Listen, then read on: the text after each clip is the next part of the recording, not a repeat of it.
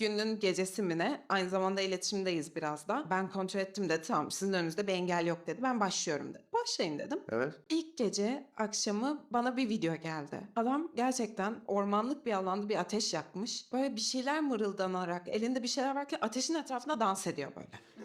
Zıplaya zıplaya. Attı bunu dedi ki çok iyi gidiyoruz dedi. Ben de sinyal almaya başladım zaten bir şeyler. Sinyal. Ben çok inanıyorum ama o sırada. TürkSat'tan mı alıyorsun yani? GSM şirketi bak görüyorsun. Evet.